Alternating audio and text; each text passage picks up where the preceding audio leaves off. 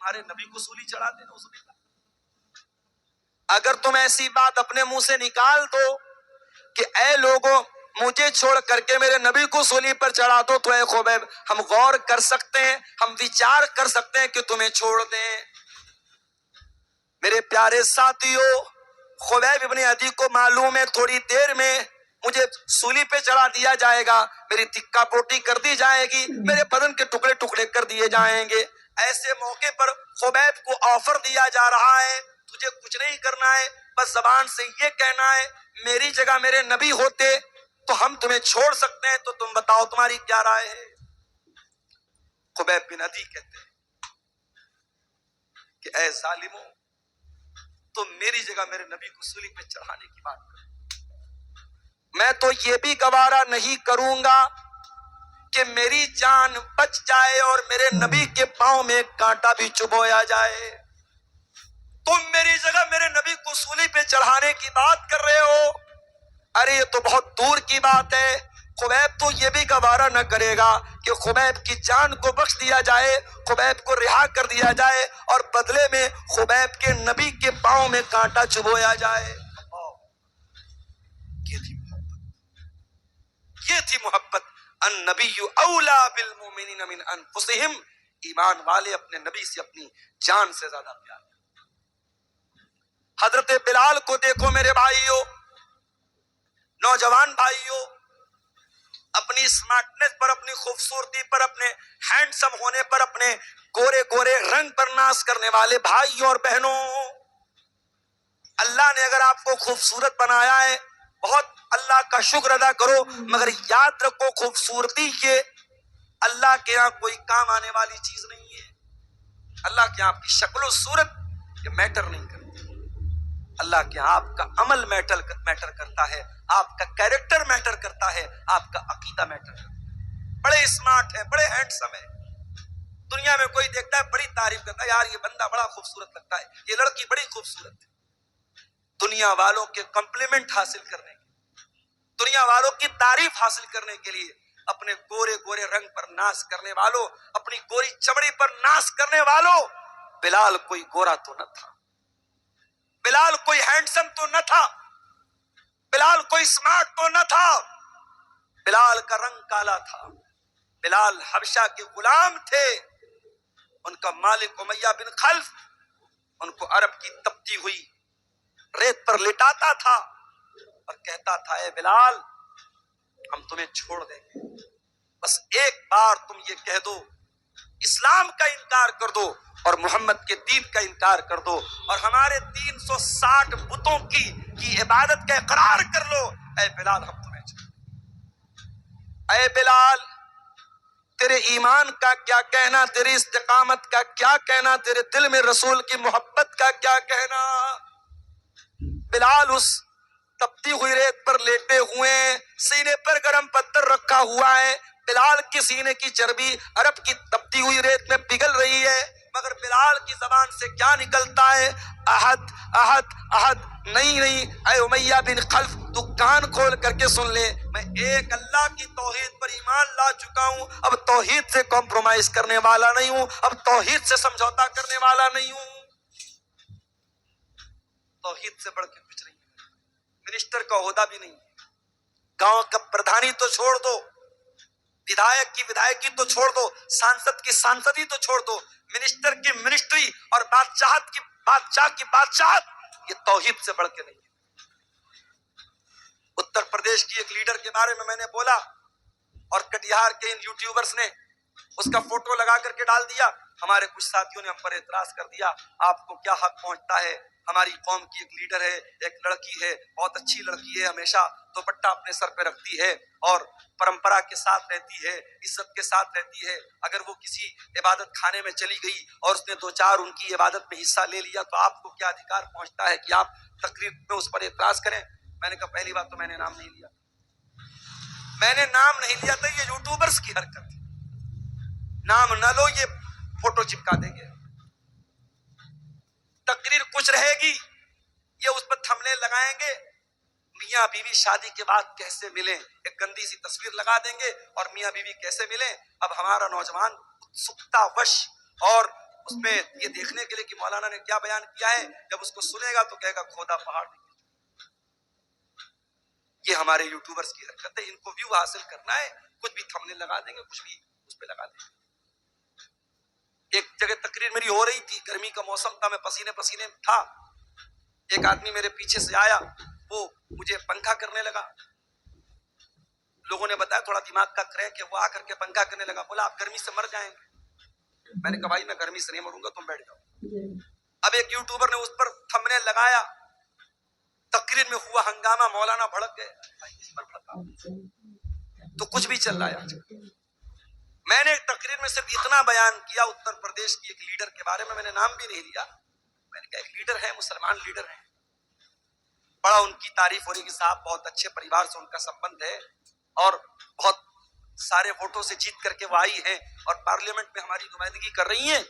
ان کا ایک ویڈیو میں نے دیکھا کہ ایک عبادت خانے میں غیر مسلموں کے عبادت خانے میں داخل ہوئی اور ان کی عبادت میں ان کے جو دھارمک کریا کرم ہوتا ہے اس میں شامل۔ میں نے کہا یہ غلط ہے۔ ایک سیدھی سیدھی بات سن لو، ابھی دلی میں آل انڈیا ایلیٹس کانفرنس ہوئی، میری تقریر ہونے والی تھی وہاں، بنارس سے میری فلائٹ تھی، میں نہیں جا سکا۔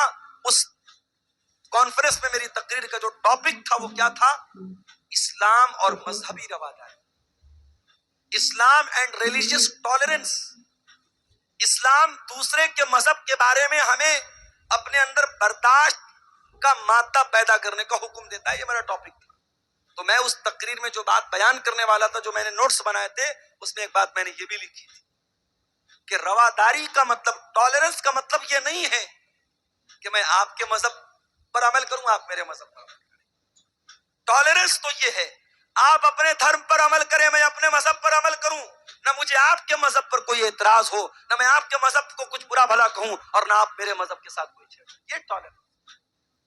ہمارے یہاں ٹالرنس کا مطلب کیا سمجھ لیا کہ صاحب جب کوئی غیر مسلم قرآن پڑھے گا تب ٹالرنس ہے، اور جب کوئی مسلمان وید گیتا اور رامائن پڑھے گا تب ٹالرنس ہے۔ نہیں میرے بھائی، مسلمان اپنی نماز پڑھے اور غیر مسلم اپنی پوجا پاٹ کرے، عیسائی اپنے چرچ میں جا کر کے آرام سے عبادت کرے، سکھ مذہب کا ماننے والا اپنے گرودوارا میں جا کر کے اپنی پوجا کرے، جین مذہب کا ماننے والا اپنے اعتبار سے عبادت کرے، اور ہمیں کسی کے عبادت کرنے پر اور کسی کے تہوار منانے پر ہمیں کوئی اعتراض نہ ہو۔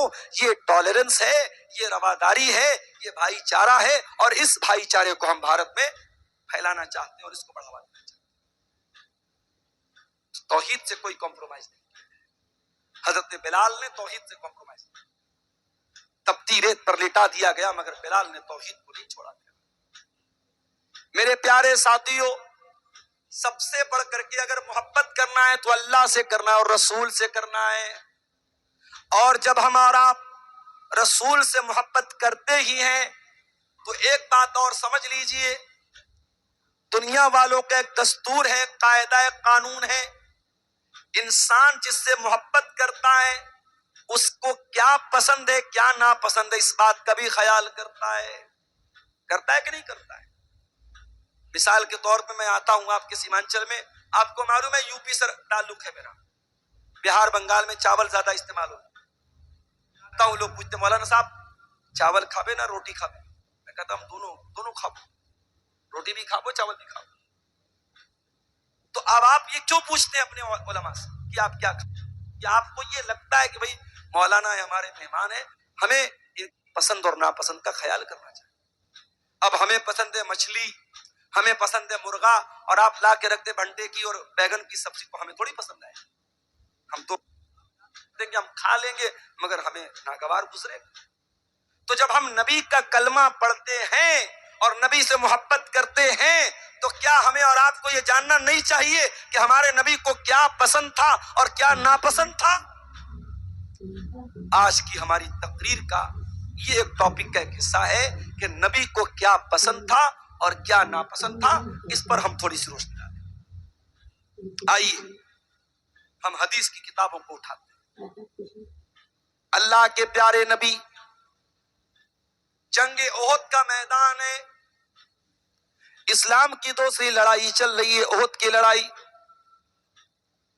اللہ کے پیارے نبی اللہ کی بارگاہ میں دعائیں کر رہے ہیں، اور دعا میں اللہ کے نبی کہتے ہیں اللہم حبب الینا الایمان، اے اللہ میرے دل میں ایمان کی محبت پیدا کر،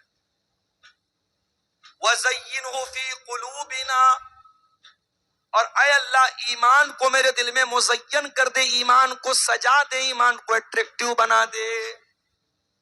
بتائیے چلا کہ نبی کو ایمان سے بہت محبت تھی، نبی کو یہ پسند تھا کہ لوگ ایمان لے آئیں۔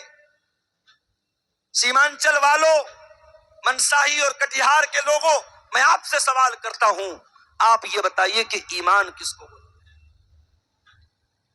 کتنے لوگ ہیں ان سے سوال کر لو، صاحب ایمان کس کو بولتے ہیں؟ نہیں معلوم؟ چلیے آپ کو بتا دیتا ہوں ایمان کس کو بولتے ہیں۔ ایمان 6 چیزوں کو بولتے ہیں: ان تؤمن باللہ وملائکتہ وکتبہ ورسلہ والیوم الآخر والقدر خیرہ وشرہ۔ 6 چیزوں کو ماننے کا نام ایمان ہے۔ اللہ کو ماننا، اس کے فرشتوں کو ماننا، اس کے رسولوں کو ماننا، اس کی کتابوں کو ماننا، قیامت کے دن کو ماننا اور تقدیر کو ماننا۔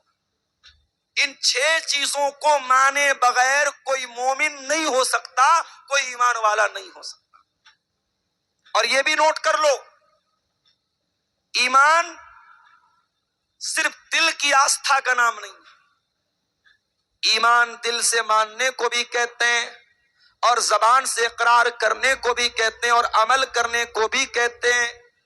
اگر کوئی زبان سے اقرار کرتا ہے اور دل سے سچ نہیں مانتا تب بھی مومن نہیں ہے، کوئی دل سے سچ مانتا ہے زبان سے اقرار نہیں کرتا ہے تب بھی مومن نہیں ہے، اور اگر کوئی زبان سے اقرار بھی کرتا ہے، دل سے تصدیق بھی کرتا ہے اور عمل نہیں کرتا ہے تو ایمان والا تو ہے مگر کمزور ایمان والا ہے، کیونکہ عمل سے ایمان گھٹتا اور بڑھتا ہے، ایمان گھٹتا اور بڑھتا ہے۔ جلسے میں آپ آئے، تقریر آپ نے سنی، آپ کا ایمان بڑھ گیا، گھر گئے موبائل میں دیکھنے لگے، یوٹیوب پر کوئی الٹی سیدھی چیزیں آپ کے سامنے نظر سے گزر گئی، فیس بک پر کوئی چیز آپ دیکھنے لگے، اب دین اور ایمان کا لیول کمزور ہونے لگا۔ ایمان کا لیول فرکچویٹ کرتا ہے، اپ اینڈ ڈاؤن ہوتا ہے۔ اسی لیے اللہ قرآن میں کہتا ہے انما المؤمنون الذین اذا ذکر اللہ وجلت قلوبہم، مومن تو وہ لوگ ہوتے ہیں جب اللہ کا نام ان کے سامنے لیا جائے ان کا دل کانپ جاتا ہے، ان کا دل لرز جاتا ہے، ان کا دل ڈر جاتا ہے۔ اللہ کا نام لیا جائے تو دل ڈر جائے۔ دل ڈرتا ہے کیا ہمارا؟ نہیں ڈرتا۔ ارے ہم لوگ تو اتنے سخت دل ہو چکے ہیں، اپنے ہاتھوں سے اپنے مردوں کو قبرستان میں دفناتے ہیں اور پھر بھی ہمارے دل کے اوپر کوئی اثر نہیں پڑتا ہے۔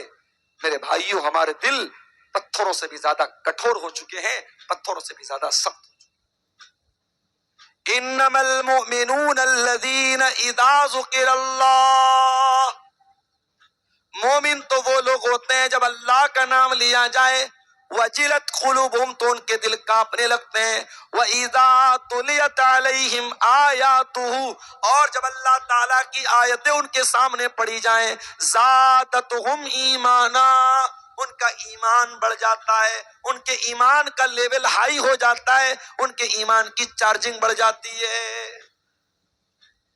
ایک بات پوچھوں آپ سے، اپنے نوجوانوں سے پوچھنا چاہتا ہوں، اپنے یوٹیوب کی ہسٹری ذرا چیک کر کے بتاؤ، لاسٹ ٹائم آپ نے قرآن کی تلاوت کو کب سنا؟ اپنا موبائل چیک کر کے بتاؤ، آخری بار آپ نے قرآن کی تلاوت کب کی تھی اور قرآن کی تلاوت کو سنا کب؟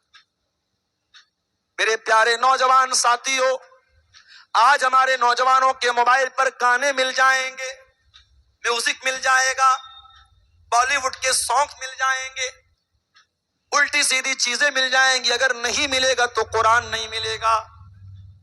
میرے پیارے نوجوان بھائیوں، جس نبی سے آپ محبت کرتے ہیں، جس نبی کا کلمہ پڑھتے ہیں، اس نبی نے میوزک کی آواز کو کبھی اپنے کانوں میں آنے نہ دیا، اور وہ نبی قرآن کو پڑھا بھی کرتے تھے اور قرآن کو سنا بھی کرتے تھے۔ قرآن کو سنا کرو میرے بھائی۔ اور میں تو کبھی کبھی افریقہ کے جو قاری ہوتے ہیں ان کی تلاوت میں سنتا ہوں، بہت پیاری لگتی ہے۔ میں نے ایک تقریر میں ایک نام لیا تھا، ایک افریقن قاری ہیں، ان کا نام ہے صوفی عبد الرشید. یوٹیوب پر آپ جا کر کے ٹائپ کیجیے صوفی عبد الرشید تلاوت، ان کی تلاوت سامنے آ جائے. کوئی بناوٹ نہیں، سمپل آواز ہے اور پاٹ دار آواز، روپ دار آواز ہے، اور جب تلاوت کرتے ہیں ایسا لگتا ہے ڈائریکٹ دل کو چھو. افریقن قاریوں کی قرأت بہت پیاری لگتی ہے، دل کو اپیل کرتی ہے، دل کو اثر کرتی ہے. آپ قرآن کو سننا شروع کر دیجئے، گانا سننا بھول جائیں گے آپ. میوزک کی محبت دل سے نکل جائے گی، قرآن کی محبت دل میں پیدا ہو جائے گی. جس نبی کا آپ کلمہ پڑھتے ہیں وہ نبی قرآن سنا کرتے تھے، قرآن پڑھا کرتے تھے. بخاری کی روایت ہے، عبداللہ بن مسعود رضی اللہ تعالیٰ عنہ اللہ کے پیارے نبی صلی اللہ علیہ وسلم کے پاس آتے ہیں. اللہ کے نبی کہتے ہیں عبداللہ اقرا علی القرآن، مجھے قرآن پڑھ کے سناؤ. حضرت عبداللہ نے کہا میں آپ کو قرآن پڑھ کے سناؤں؟ اے اللہ کے رسول، آپ کے اوپر تو قرآن اترا ہے، قرآن نازل ہوا ہے، میں آپ کو کیسے پڑھ کے سناؤں؟ آپ نے فرمایا اے عبداللہ میں دوسرے کے منہ سے سننا چاہتا ہوں. حضرت عبداللہ بن مسعود بہت پیارا قرآن پڑھتے تھے. ابھی دلی میں آل انڈیا اہل حدیث کانفرنس میں جو مدینہ کے امام آئے تھے شیخ عبداللہ البوئی جان، انہوں نے نماز پڑھائی دلی میں. کتنی پیاری آواز. اس وقت حرم کے جو نئے امام آئے ہیں مکے میں، رمضان کے لاسٹ میں گیا تو اتفاق سے ایک تراویح کی نماز میں نے ان کے پیچھے پڑھی. ان کا نام ہے شیخ بدر الترکی. اللہ کیا قرآن پڑھتے ہیں. شیخ سعود الشریم کی کمی کو پورا کرنے کا کام کر رہے ہیں شیخ بدر الترکی. بہت ہی پیارا قرآن پڑھتے ہیں. آواز اچھی ہو، اور اچھی آواز میں کوئی قرآن پڑھے میرے بھائیوں تو انسان کا دل بیدار ہو جاتا ہے، انسان کی روح سرشار ہو جاتی ہے. عبداللہ بن مسعود بہت اچھا قرآن پڑھتے تھے. پیارے نبی نے فرمایا کہ اے عبداللہ اقرا علی القرآن، مجھے قرآن پڑھ کے سناؤ. حضرت عبداللہ سورہ نساء کی تلاوت کرنے لگے. سورہ نساء کی تلاوت کر رہے ہیں اور اللہ کے نبی غور سے سن رہے ہیں. پڑھتے پڑھتے حضرت عبداللہ سورہ نساء کی آیت نمبر 31 کے اوپر پہنچے. فَكَيْفَ إِذَا جِئْنَا مِن كُلِّ أُمَّةٍ بِشَهِيدٍ. اے نبی اس وقت آپ کا کیا حال ہوگا جب ہر امت میں سے ہم ایک گواہ لائیں گے. وَجِئْنَا بِكَ عَلَىٰ هَٰؤُلَاءِ شَهِيدًا، اور ہم آپ کے اوپر آپ کو گواہ لائیں. جب اس آیت پر پہنچے عبداللہ بن مسعود کہتے اللہ کے نبی نے فرمایا حسبک الآن، اے عبداللہ رک جاؤ، بس کرو. کہتے میں نے نظر اٹھا کے دیکھا فَإِذَا عَيْنَاهُ تَذْرِفَانِ، اللہ کے پیارے نبی کی دونوں آنکھوں سے آنسو بہ رہے تھے. اللہ کے نبی رو رہے تھے. کیوں رو رہے تھے؟ ذمہ داری کا احساس تھا آپ کے کندھے. آپ کو اس بات کا احساس تھا کہ اتنی بڑی ذمہ داری میرے کندھے پر ڈالی جائے. معاف کرنا میرے بھائیوں، آج ہمارے اندر کمی ہے کسی چیز کی تو ذمہ داری کے احساس کی. جلسہ کرانے والوں سے کہنا چاہوں گا بہت اچھا کام کرتے ہیں آپ. کوئی جلسے کی کمیٹی کا صدر ہے، کوئی سیکریٹری ہے، کوئی خزانچی ہے. میں کئی پروگرام میں جاتا ہوں، لوگ بڑے فخر سے کہتے ہیں شیخ صاحب میں جلسے کا ناظم ہوں، میں جلسے کا صدر ہوں، میں مدرسے کا ناظم ہوں. لوگ فخر کرتے ہیں، لوگ ناز کرتے ہیں. میں کہتا ہوں میرے پیارے بھائیو، اللہ نے آپ کو ذمہ دار بنایا ہے، اس ذمہ داری پر فخر مت کیا کرو، اس ذمہ داری کو نبھانے کی کوشش کیا کرو. آپ کے اسی کٹیہار کے علاقے میں جلسہ ہو رہا ہے اور جلسے کا بہت بڑا گیٹ لگایا جا رہا ہے، اور ایک طرف مولانا جرجیت صاحب کی اور ایک طرف میری بڑی بڑی فوٹو اس گیٹ پر لگا کر کے پوری دنیا میں اس کو پبلش کیا جا رہا ہے. کیوں؟ لوگ تو ہم سے سوال کرتے ہیں. میرے پاس فیس بک پر، واٹس ایپ پر سینکڑوں لوگوں نے سوال کیا کہ آپ کیوں نہیں منع کرتے. آج گیٹ لگ رہا ہے، کل اسٹیچو بننا شروع ہو جائے گا. برائیاں اسی طریقے سے میرے بھائیوں، برائیاں جب شروع ہوتی ہیں نا بہت چھوٹی شکل میں ہوتی ہیں، پھر وہ دھیرے دھیرے انڈے دیتی ہیں، بچے دیتی ہیں. پہلے آپ کے کٹیہار میں جلسے نہیں ہوتے تھے، پھر دھیرے دھیرے جلسوں کے پوسٹر میں، اشتہار میں فوٹو ڈالنے کا سسٹم آیا. مجھ سے لوگ فوٹو مانگتے ہیں، جلسہ کمیٹی کے لوگ، میں کہتا ہوں نہیں، میں فوٹو نہیں، مگر آج کے زمانے میں فوٹو حاصل کرنا کون سا مشکل کام ہے؟ آپ گوگل پہ عبدالغفار سلفی لکھ کے بہت فوٹو آ جائیں گے آپ کے سامنے. فوٹو لے لیا لوگوں نے، لے کے پوسٹر پہ ڈال دیا. اب لوگ تو مجھ سے پوچھتے ہیں عبدالغفار صاحب آپ نے کیوں پرمیشن دی، کوئی جا؟ میں نے کہا بھائی میں منع کرتا ہوں، مگر یہ جلسے والے مانے تب تو. اور ابھی آپ کے اسی علاقے میں ایک پروگرام ہونے والا ہے اور بڑے بڑے گیٹ پر قد آدم سائز کا ہمارا اور مولانا جرجیت صاحب کا فوٹو لگا دیا لوگ. اب صاحب وہ لوگ مجھ سے پوچھ رہے ہیں کہ آپ لوگ مولوی ہیں کہ نیتا ہیں، کیا ہیں آپ؟ ذمہ داروں سے کہنا چاہوں گا، جلسے کی کمیٹی کے لوگوں سے کہنا چاہوں گا، آپ کوئی راجنیتک پروگرام نہیں کرتے، کوئی پولیٹیکل پروگرام نہیں ہے، آپ ایک ریلیجیس فنکشن، ایک دھارمک آیوجن، ایک مذہبی پروگرام کرتے ہیں. اور جب مذہبی پروگرام کرتے ہیں تو مذہب کے دائرے میں رہ کر کے کام کرتے ہیں. میں ہر تقریر میں بول رہا ہوں، سیمانچل کے جلسوں میں پائی جانے والی خرابیوں پر شاید، میں دعویٰ تو نہیں کرتا ہوں، شاید جتنا میں نے بولا ہے شاید کسی دوسرے وقتہ نے، کسی دوسرے مقرر نے بولا ہوگا. یہ عورتوں کا جمگھٹ، یہ لڑکیوں کا سڑکوں پر لائن لگا کر کے ایک دوسرے کے سامنے کھڑا ہونا، یہ عورتوں کا لڑکیوں کا بیٹھ کر کے خریداری کرنا، یہ جوان لڑکیوں کا سج سنور کر کے پروگرام میں آنا، میں نے ہر بات کو لے کر کے ٹوکا ہے، منع کیا ہے، اعتراض کیا ہے. مگر وہ کہاوت ہے، بھینس کے آگے بین بجاؤ بھینس کھڑی بگرائے، بھینس کی طرح ہم اور آپ ہو چکے ہیں. ذمہ دار ہو تو یہ ذمہ داری آپ کے گردن پر ایک بہت بڑی امانت ہے، اس امانت کے بارے میں سوچو. میرے جلسہ کرا رہے ہو، جلسے کے اندر کوئی ایسا کام نہ ہو کہ کل قیامت کے دن اللہ آپ سے پوچھے کہ تو جلسے کا صدر تھا، تو جلسے کا سیکریٹری تھا، تو کمیٹی میں تھا، تو نے یہ کام کیوں ہونے دیا. اور میں یہ بھی بتا دوں، مجھے معلوم ہے 500 لوگ 1000 لوگ جلسے میں آتے ہیں، اس میں زیادہ تر لوگ انٹرٹینمنٹ کرنے آتے ہیں، منورنجن کرنے آتے ہیں. کس کی تقریر کیسی تھی، بنگلہ وقتہ کیسا بولا، اردو وقتہ کیسا بولا، عبدالغفار صاحب کیسا بولے، فلاں صاحب کیسا بولے، بس وہ اسی مقصد کے لیے آتے ہیں. مگر میں یہ بھی جانتا ہوں ان ہزاروں لوگوں کی بھیڑ میں شاید اللہ میری تقریر کو سن کر کے کسی ایک بندے کو ہدایت دے دے.